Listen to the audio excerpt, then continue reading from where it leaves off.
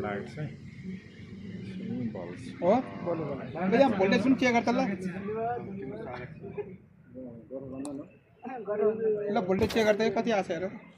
अघि 200 कति आछ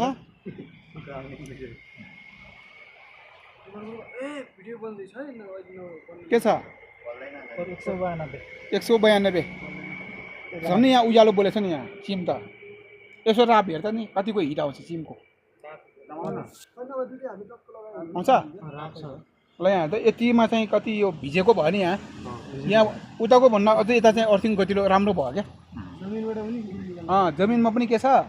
भिजेको छ त्यहाँ 192 आछ जम्मा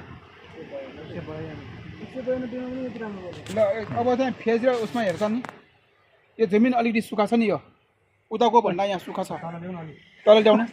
फेजसँग अर्को फेज लिनु यति हो फेज ल कति आयो 215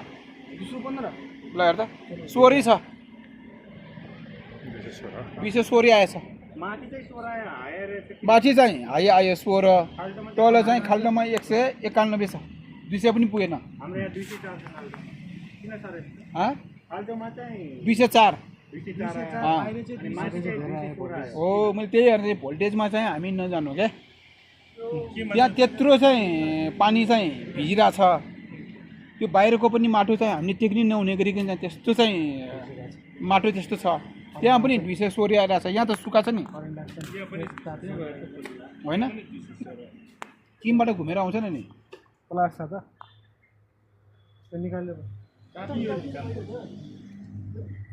अर्थिङ केले चेक गर्ने भयो अब